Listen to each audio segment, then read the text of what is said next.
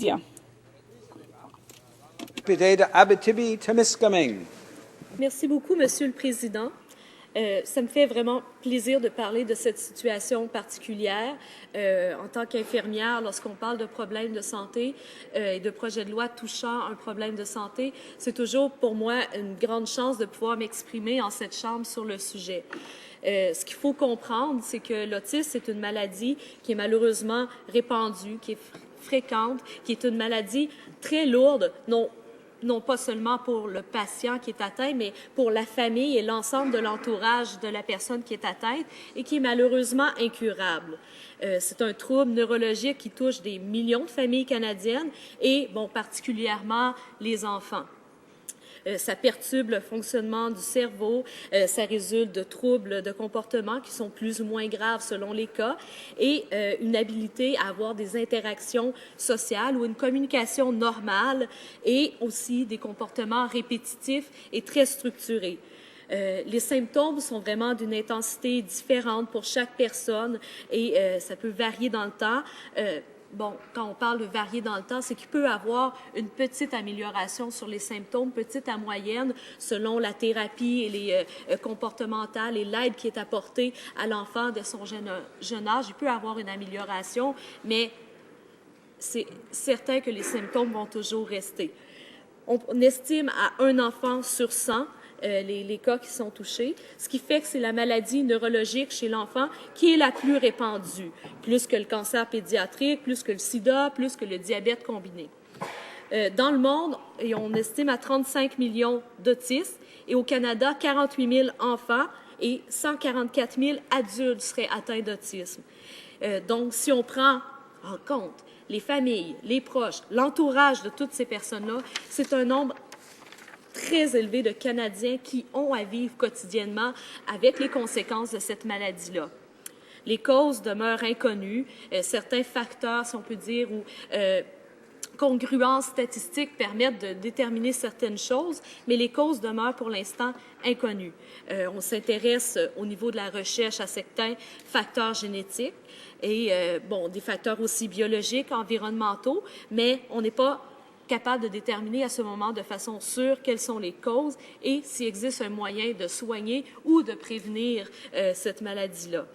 Donc, c'est vraiment une réalité importante sur la santé canadienne et ça devrait être une préoccupation nationale majeure, bien sûr.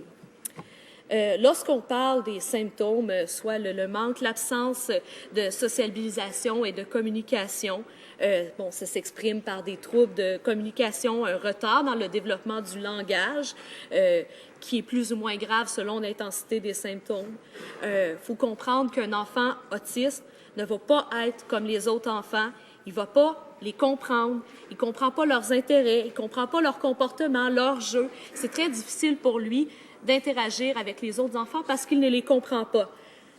Dans les symptômes aussi, il faut comprendre que ces enfants-là peuvent avoir des crises brutales, des agitations ou des silences, des réactions incompréhensibles incompréhensibles pour tout le monde sauf lui, évidemment, ce qui rend la vie familiale, sociale très difficile. Si je peux amener un exemple concret, Monsieur le Président, qu'un enfant fasse une crise brutale avec de la violence à 3 ans, les parents sont capables de le gérer. Mais quand c'est un jeune homme de 16 ans, on va dire 250 livres, qui fait cette crise-là et que c'est sa mère qui le gère, c'est beaucoup plus difficile à vivre et ça peut entraîner même des blessures chez les parents.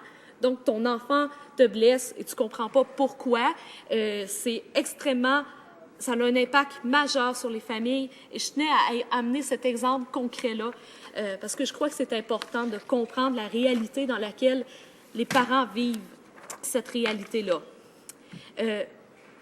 Un autre point important, c'est qu'il faut comprendre que la majorité des enfants qui ne sont pas atteints par l'autisme, les enfants, si on peut dire, normales, ils ne comprennent pas les enfants autistes, ils ne comprennent pas les réactions. C'est très dur pour eux de comprendre pourquoi le voisin d'à côté, leur ami réagit comme ça.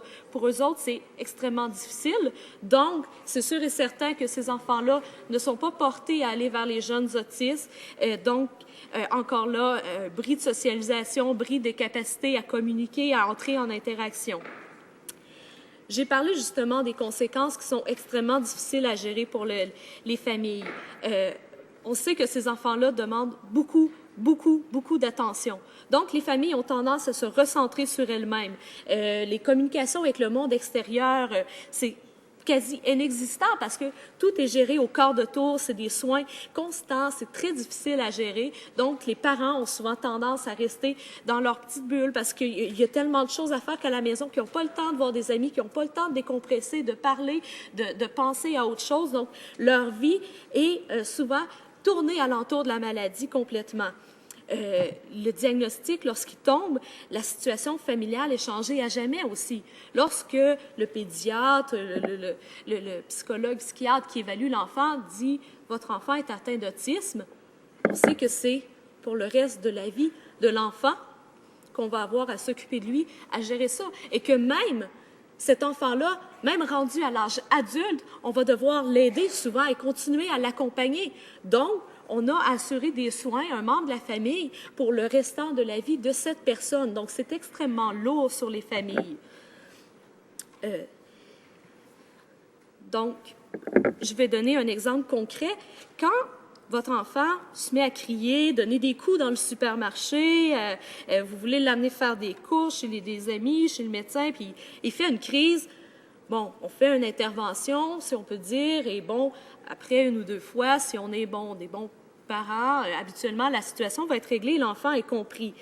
Mais un enfant autiste, on ne peut pas faire ça, c'est toujours imprévisible, on ne sait jamais quand ça va arriver, et ça peut être n'importe où. Tout le monde alentour comprend absolument rien, comprend pas pourquoi votre enfant pique cette crise-là.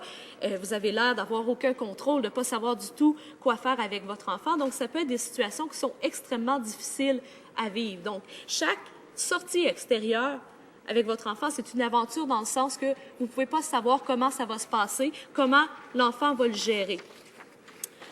Donc, chaque chose doit être extrêmement planifiée. On ne peut pas improviser. Tout doit être structuré pour être sûr qu'on arrive au meilleur résultat possible et que les conséquences soient le moins négatives pour l'enfant. Donc, c'est extrêmement difficile de structurer ça, d'où l'isolement social des parents. Et, dans la majorité des cas, en tout cas très régulièrement, si les deux parents travaillent, c'est à peu près impossible de continuer à vivre comme ça.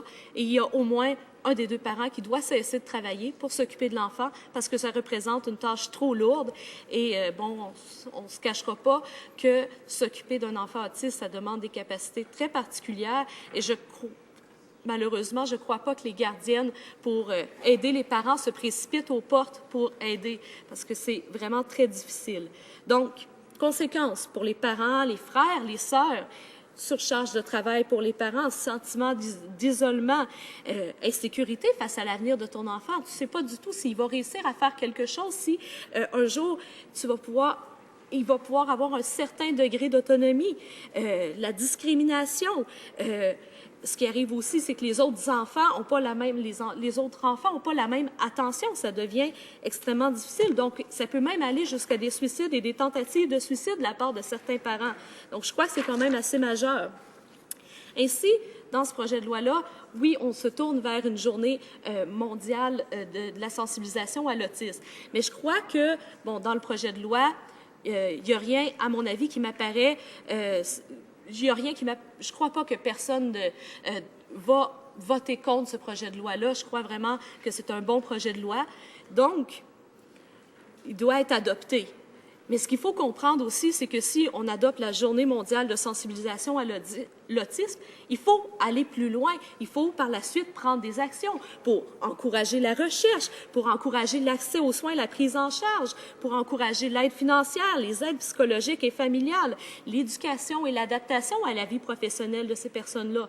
Donc, ce que je demande aux gens, c'est pas de se contenter de seulement adopter le projet de loi, mais aussi de joindre la parole aux actions concrètes qui pourraient suivre et aller dans le bon sens pour vraiment permettre de soulager le fardeau de ces familles-là qui est, à mon avis, extrêmement important.